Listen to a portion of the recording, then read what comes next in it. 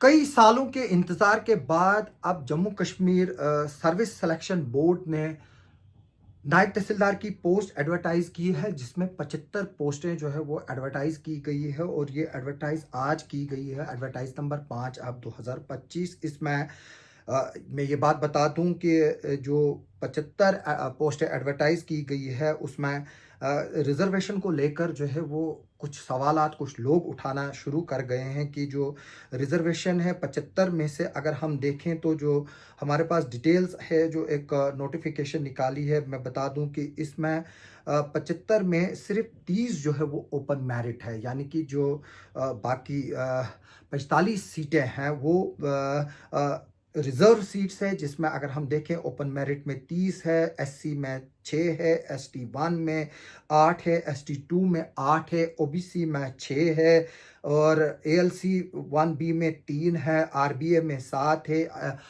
EWS में 7 हैं और टोटल ये 75 सीटें बनती हैं। जो 75 पोस्टें हैं उनको जो है वो एडवर्टाइज किया गया है और उसमें graduation with knowledge of Urdu जो है वो मैंडेटरी रखा गया है, क्योंकि रिकॉर्ड जो है वो सारा उर्दू में है और इसलिए इसमें इनको जो है वो मैंडेटरी रखा गया है। और इसमें ये बताया गया है कि जो कैंडिडेट है उसको पहले ओपन जो ओएमआर सिस्टम है और रिटन एग्जामिनेशन है उसमें अपीयर होना पड़ेगा, जो पेपर 1 है। उसके बाद जो कैंडिडेट शॉर्टलिस्ट होंगे वो पेपर 2 में जाएंगे, जहां पर मार्क्स ऑब्टेन जो है वो रिटन टेस्ट में required to appear in subsequent exam for testing the working knowledge of Urdu. उसमें जो है वो उर्दू भी का भी जो है वो नॉलेज का टेस्ट होगा और उसके बाद जो क्वालिफाई करेगा वही जो है वो आगे जाएगा। और इसमें मैं ये भी बात बता दूं कि जो रिजर्वेशन है उसको लेकर काफ़ी सवालात उठ रहे हैं और इसमें उमर अब्दुल्ला की गवर्नमेंट ने एक ऑलरेडी जो है वो एक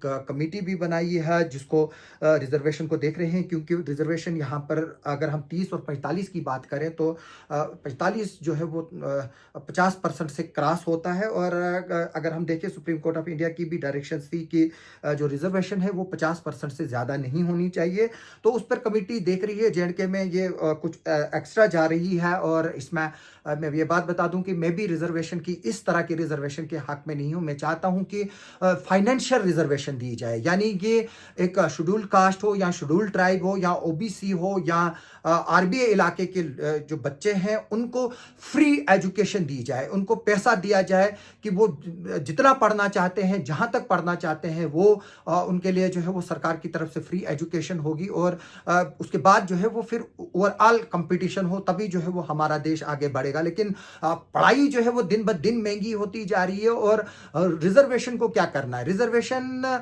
जो है वो फिर नौकरी में जब लोग ही नहीं पढ़ेंगे तो फिर नौकरी को क्या करना है? पहले तो पढ़ाई है, फिर उसके लिए इस वक्त अगर हम बात करें इसमें ग्रेजुएशन जो है वो क्राइटेरिया रखा। अगर आरबीए वालों के पास शेड्यूल कास्ट जो गरीब तबका है या शेड्यूल ट्राइब है, अगर उनके पास पैसे ही नहीं है बच्चों को, वो कैसे पढ़ाएंगे? इसमें वही पढ़ेंगे जो ऑलरेडी इसमें पैसे वाले लोग हैं और इन कम्युनिटीज में या जिनके माँ बाप मुलाजिम लगे हुए हैं, उनके जो है वो अच्छी खासी पोस्टों पर है, तो उन्हीं के बच्चे जो है वो फिर पढ़ेंगे। जो आम गरीब रिजर्वेशन से आएगा वो इसमें जो है वो नहीं पढ़ पाएगा। इसमें एज रिलैक्सेशन दी गई है, ये एक अच्छी बात है, देनी चाहिए और ये इसमें कोई भी जो है वो किसी को एतराज़ नहीं है।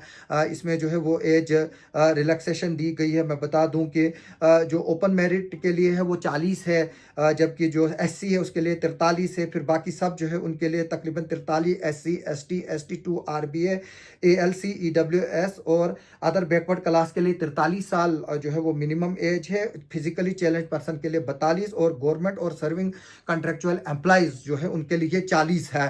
और इसमें मैं बात बता दूं कि इसमें कोई भी जो एक 1985 को या उसके बाद पैदा हुआ है वो एलिजिबल है और जो 1/1/2007 तक पैदा हुआ है वो एलिजिबल है, उससे पहले यानी कि नॉट बॉर्न आफ्टर जो 1/1/2007 के बाद जो पैदा हुआ है, यानी कि 2/1/2007 को जो पैदा हुआ होगा वो एलिजिबल जो है वो इसमें नहीं है। इसमें काफ़ी चीज़ें जो है वो बताई गई हैं कि जो अगर आगे चलकर इसमें कुछ कोर्ट केसेस वगैरह होंगे और उसके प्रोपोर्शनेट जो है ये रिजर्वेशन वो बढ़ भी सकती है, यानी कि जो ओपन मेरिट की जो सीटें हैं हैं, 30 सीटें हैं, वो फिर कम भी हो सकती है। इसमें ये भी बताया गया है condition, eligibility, education qualification, domicile, reservation जो है वो participating in the selection process for opposite post जो है वो, इसके अलावा अपॉइंटमेंट ऑफ द कैंडिडेट, उसमें डोमिसाइल बताया गया है कि जो यहाँ का रहने वाला हो और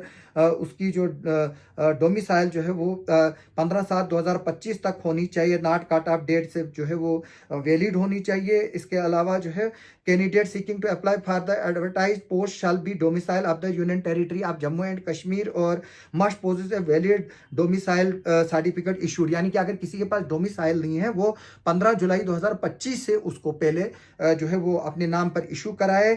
जैसे कि मैंने वैकेंसीज का जो है वो ऑलरेडी बताया कि इसमें बताया गया है कि जो ओवरऑल वैकेंसीज है वो subjected to the outcome of final selection list will be issued, the advertise notice subjected to the outcome of any writ petition. इसमें अगर कोई भी होगी जो कंपिटेंट कोर्ट ऑफ लॉ में है उसके बाद ही जो है इसको फाइनलाइज किया जाएगा। और क्वालिफिकेशन रिक्वायर्ड है इसमें, जैसे कि मैंने बताया कि ग्रेजुएशन ज़रूरत है इसमें, और फिर आपको उर्दू का नॉलेज होना चाहिए। और इसमें कैंडिडेट जो है वो position of equivalent educational qualification, यानी कि अगर हम कोई इंजीनियर है, अगर हम बात करेंगे अगर कोई पॉलिटेक्निक इंजीनियर है वो एलिजिबल नहीं है क्योंकि वो ग्रेजुएशन नहीं आती है। हाँ, अगर कोई जो सिविल इंजीनियर है, डिप्लोमा होल्डर नहीं है, डिग्री होल्डर है, वो ग्रेजुएशन में आती है, वो अप्लाई कर सकता है। इसी तरह से कोई अगर डॉक्टरी करके है, वो भी जो है वो 12th के बाद जो भी कोर्स होते हैं, या 3 ईयर है या 5 ईयर है, कोई लॉ करके है वो भी जो है वो 5 ईयर लॉ जो है वो अगर कोई करके है तो वो भी इसमें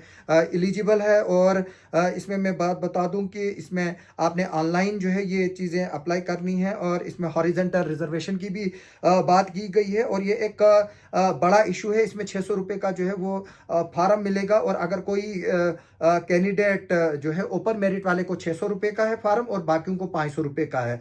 तो इसके अलावा जो है वो ऑनलाइन मोड के जरिए नेट बैंकिंग, क्रेडिट कार्ड और डेबिट कार्ड के जरिए ही ये फीस जो है वो भरी जा सकती है। और इसमें अगर किसी को कोई भी जो है वो नायब तहसीलदार 2025@gmail जो है वो इसमें किया गया है, एक ईमेल क्रिएट की गई। अगर किसी को इसके रिलेटेड कोई एतराज़ात होंगे वो उसमें जो है वो कंप्लेंट कर सकते हैं। इसमें सेंटर्स और बाकी एग्जामिनेशन का जो है वो बाद में जेके सर्विस सिलेक्शन बोर्ड की जो वेबसाइट है jkssb.nic.in, इस पर जो है वो उनके जो एग्जामिनेशन फॉर्म्स जो है वो और रोल नंबर जो है वो किए जाएंगे अपलोड, और वहाँ से फिर वो डाउनलोड किए जा सकते हैं। तो कट ऑफ डेट से पहले जो है वो किया जाए। इसमें आपको ज़रूरत है Aadhaar card, voter ID card, या ड्राइविंग लाइसेंस, यहाँ PAN card, passport, school, college, university identity card, employ identity card वगैरह जो है वो आप इसमें जो है वो एज ए प्रूफ जो है वो दे सकते हैं।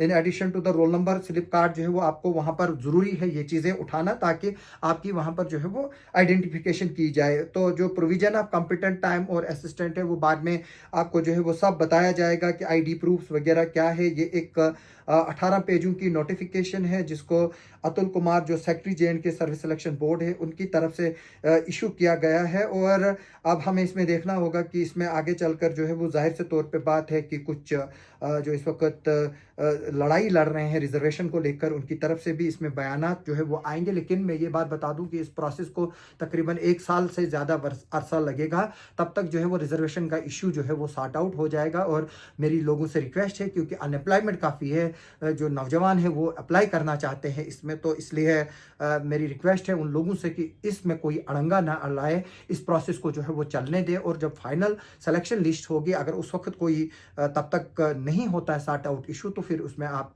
आगे कार्रवाई करें। लेकिन इस प्रोसेस को जो है वो कंप्लीट होने दें। तो आप जो है वो इसमें एलिजिबल है वो ज़रूर इसमें अप्लाई करें। और अगर किसी को ज़रूरत होगी, यहाँ के डिफरेंट कोचिंग इंस्टीट्यूट्स हैं जो आपको इसके बारे में आगे चलकर जैसे सिलेबस आउट होगा तो स्पेशल कोर्सेज भी जो है वो शुरू करेंगे। तो आप ज़रूर वो क्लासेस लीजिए और अपने आप की प्रिपरेशन जो है वो आज से ही करना जो है वो पढ़ना शुरू करें, ताकि आप इस एग्ज़ाम को क्वालिफाई कर सके और आप आगे चलकर जब सर्विस में आएंगे तो लोगों के काम आ सके। आप सबका हमारे साथ बने रहने के लिए और देखने के लिए बहुत बहुत शुक्रिया।